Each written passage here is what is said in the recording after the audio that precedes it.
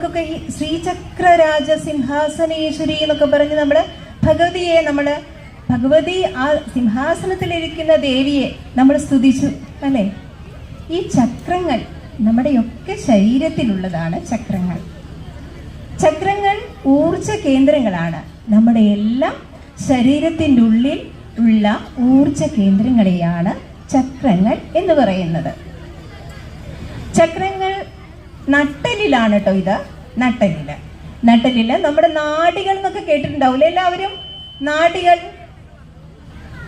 ഏകദേശം 72,000 നാഡികൾ നമ്മുടെ ശരീരത്തിലുണ്ടെന്ന് പറയുന്നു.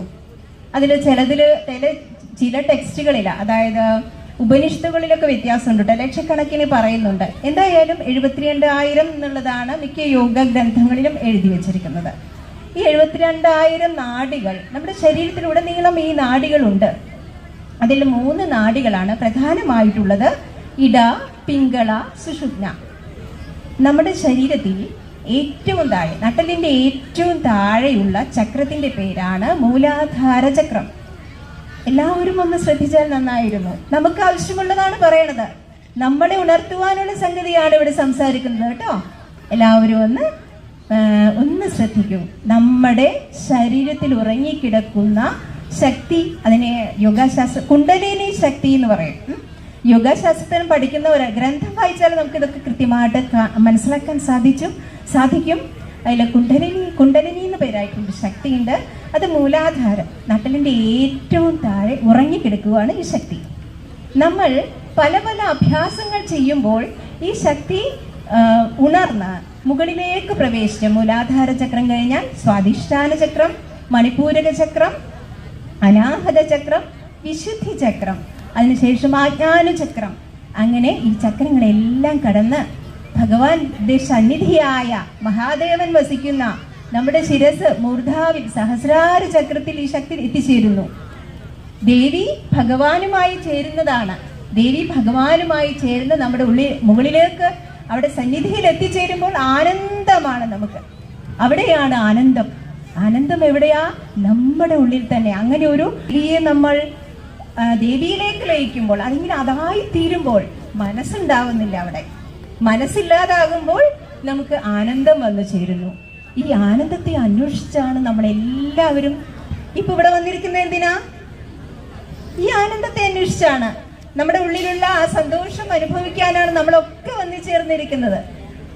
മനസ്സ് ഇല്ലാതാകണം, അല്ലെങ്കിൽ മനസ്സ് ഒന്നിലേക്ക് ലയിക്കണം. മനസ്സൊന്നിലേക്ക് ലയിക്കുന്നതിനെ എന്താ പറയാ? യോഗയിൽ പറയും അതിനെ മനസ്സില്ലാതായി ഒന്നിലേക്ക് മാത്രം ലയിക്കുന്നതിനെ ധ്യാനം എന്ന് പറയുന്നു. ധ്യാനാവസ്ഥ യോഗയിലുള്ളതാണ് ധ്യാനം. യോഗ പല അഭ്യാസങ്ങളിലൂടെയാണ് നമ്മൾ യോഗയെ പരിചയപ്പെടുന്നത്. ചിലരൊക്കെ ചോദിക്കാറുണ്ട്, യോഗ എന്ന് പറയുമ്പോൾ ഈ ആസനാസിന്റെ പിക്ചറുകളാണ് നമ്മൾ കാണുന്നത്. ഈ ആസനാസ് മാത്രമാണോ എന്ന് ചോദിക്കാറുണ്ട്. കാരണം യോഗയെ അവരങ്ങനെയാണ് അറിയുന്നത്. ധ്യാനം വേറെ, യോഗ വേറെ എന്നൊക്കെ വിചാരിക്കുന്നത്. എന്നാൽ യോഗയിൽ ആദ്യം യമനിയമങ്ങളാണ് ഏറ്റവും പ്രധാനപ്പെട്ടത്. യമനിയമങ്ങളാണ്. കുട്ടികൾ എല്ലാവരും പ്രത്യേകം ശ്രദ്ധിക്കുക. നമ്മുടെ ഇപ്പോഴുള്ള അവസ്ഥയ്ക്ക് കാരണം എന്താണ്? പല നമ്മൾ കാര്യങ്ങൾ കേൾക്കുന്നു പുറത്ത്. അത്രയും നമുക്ക് ഇഷ്ടമില്ലാത്ത ചില കാര്യങ്ങൾ നമ്മൾ ഈയിടെയൊക്കെ ആയിട്ട് കേൾക്കുന്നുണ്ട്. എന്തുകൊണ്ടാണ്? നമ്മുടെ പുറത്ത് ലഹരി, അതായത് പല ലഹരികളെ കുറിച്ച് നമ്മൾ കേട്ടു. അങ്ങനെയൊക്കെ ഉണ്ടാവുന്ന സാഹചര്യങ്ങൾ എന്തുകൊണ്ട് വന്നു? നമ്മുടെ ഉള്ളിലുള്ള ആനന്ദത്തെ അവർക്ക് മനസ്സിലാക്കാൻ സാധിക്കാത്തത് കൊണ്ട് മാത്രം. ലഹരി ഉള്ളിലാണുള്ളത്, അവനവനിലാണുള്ളത്. അവനവനെ ഒന്ന് ശക്തിപ്പെടുത്തി നോക്കൂ. നന്നായി കളിച്ചു കഴിഞ്ഞാൽ കുട്ടികളൊക്കെ ഉത്സാഹഭരിതരാവും. നന്നായി യോഗ അഭ്യസിച്ചാൽ സന്തോഷമത്തോടെ അവർക്ക് ആ സന്തോഷം നിറഞ്ഞ എപ്പോഴും ശാശ്വതമായ സന്തോഷത്തിലേക്കുള്ള മാർഗമാണ് യോഗ. ഇതില് പ്രധാനപ്പെട്ടതാണ് ധ്യാനം പോലെ തന്നെ പ്രധാനപ്പെട്ടതാണ് പ്രാണായാമം. പ്രാണായാമം എന്താണ്? പ്രാണായാമം എന്നാൽ പ്രാണൻ എന്നാൽ വായു, ജീവശക്തി. ഈ ശക്തിയെ ശരിയായ രീതിയിൽ നിയന്ത്രിച്ച് നമ്മുടെ ശരീരത്തിലേക്കുള്ള പ്രാണസഞ്ചാരത്തെ സുഗമമാക്കുന്നതാണ്. നമുക്ക് ശ്വാസോച്ഛ്വാസം നമ്മളൊക്കെ ചെയ്യുന്നതാണ് അല്ലേ? എല്ലാവരും ശ്വാസോച്ഛ്വാസം ചെയ്യുന്നവരാണ്. എന്നാൽ ഈ ശ്വാസഗതി ശരിയായിട്ടുള്ള രീതിയിൽ ആണോ എല്ലായ്പ്പോഴും ശരിയായിട്ടുള്ള രീതിയിലാണോ? അല്ല. നമ്മൾ ദേഷ്യപ്പെടുമ്പോഴൊക്കെ നമുക്ക് ശ്വാസഗതി ഭയങ്കരതായിരിക്കും അല്ലേ, ഭയങ്കരമായിട്ട് പിടിച്ചു നിർത്തി അങ്ങനെയൊക്കെ ആവും. റിലാക്സ് ആവുമ്പോഴോ വളരെ റിലാക്സ് ആവുന്ന സമയത്ത് ശ്വാസം എടുക്കില്ല എന്ന് തോന്നും. നമുക്കൊരു വളരെ നിശ്ചല അവസ്ഥ ഫീൽ ചെയ്യും, നിശബ്ദമായ അവസ്ഥ, ശാന്തമായ അവസ്ഥ. ഇങ്ങനെ ഈ പ്രാണായാമങ്ങളൊക്കെ നമ്മുടെ മനസ്സിനെ വളരെയധികം മനസ്സിന് അതായത് ചലേ ബാധേ ചലം ചിത്തം നിശ്ചലേ നിശ്ചലം ഭവേത്. ശരീരം അതായത് നമ്മുടെ വാദം എന്ന് പറഞ്ഞാൽ വായു ചലിക്കുമ്പോഴാണ് മനസ്സ് ചലിക്കുന്നത്. മനസ്സ് ചലിക്കുമ്പോൾ പ്രാണപ്രവാഹവും പ്രാണനും വ്യത്യാസം വരും അതിന്റെ ചലനത്തിൽ.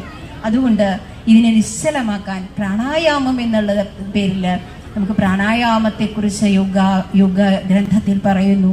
പ്രാണായാമം അഭ്യസിച്ചാൽ പ്രാണനാണ് നമ്മുടെ ശരീരത്തിലെ എല്ലാ പ്രവർത്തനങ്ങളെയും നിയന്ത്രിക്കുന്നത്. നമ്മുടെ ഇവിടെ കേൾക്കുന്നത്, കാണുന്നത്, നമ്മുടെ ഓരോ ഓർഗൻ, അത് വളരെ നിർഭാഗ്യകരമാണ്. യോഗയെക്കുറിച്ച് അറിഞ്ഞൊരു വ്യക്തി, ഗ്രന്ഥങ്ങളിലൂടെ ഗുരുവിലൂടെ കിട്ടിയ ഒരു വ്യക്തിക്ക് ഇതിനെക്കുറിച്ച് പറയാതിരിക്കാൻ സാധിക്കില്ല. യമനിയമങ്ങൾ, അതേ അഷ്ടാംഗ യോഗത്തിലെ യമനിയമങ്ങളെ കുറിച്ച് പറയാം. ഒരു മിനിറ്റ്, ഞാൻ ചെയറൊന്നെടുക്കട്ടെ.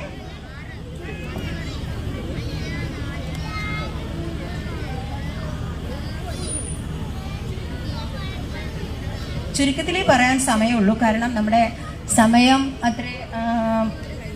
സമയം വളരെ വിലപ്പെട്ടതാണ്. നിങ്ങൾക്കെന്നറിയാം. നിങ്ങളൊക്കെ തിരയാട്ടം കാണാനായിട്ടുള്ള തിരക്കിലാണെന്നും അറിയാം. എങ്കിലും ഇതിനെക്കുറിച്ച് അറിയിക്കേണ്ട ഒരു ആവശ്യകതയുള്ളത് കൊണ്ട് ഞാനത് സംസാരിക്കുന്നു. അഷ്ടാംഗ യോഗം അല്ലെങ്കിൽ പാതഞ്ജല യോഗ ദർശനത്തിൽ യോഗ 8 അംഗങ്ങളിലൂടെ പരിചയപ്പെടുത്തുന്നു. അതിൽ പ്രധാനപ്പെട്ട ആദ്യത്തെ അംഗങ്ങളാണ് യമവും നിയമവും. അഹിംസ, സത്യം, ആസ്തേയം, ബ്രഹ്മചര്യം, അപരിഗ്രഹം. കേൾക്കുമ്പോൾ പേടിക്കേണ്ട, നമുക്ക് ആവശ്യമുള്ള കാര്യങ്ങളാണ് പറയുന്നത്.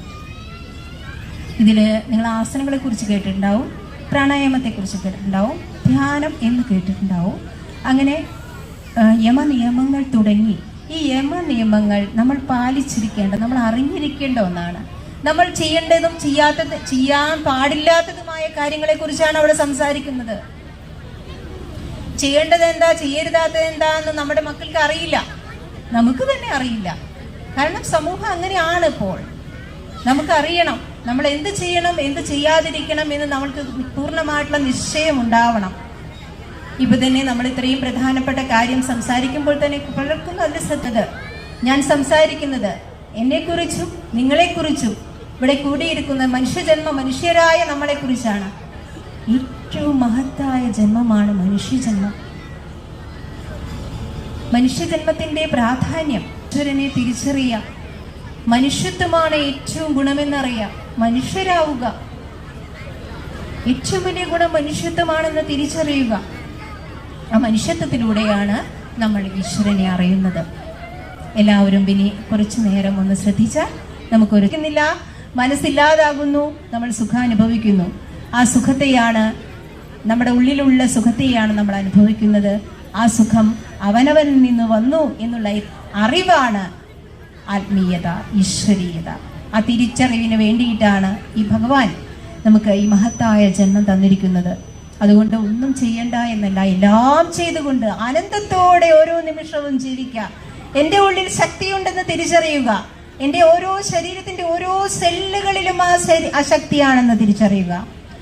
മോഡേൺ സയൻസ് പറയുന്നു എല്ലാം കോൺഷ്യസ് എനർജിയാണ്, എല്ലാം ബോധമുള്ളതാണ്, ചൈതന്യമാണെന്ന് മോഡേൺ സയൻസ് അംഗീകരിച്ചു കഴിഞ്ഞു.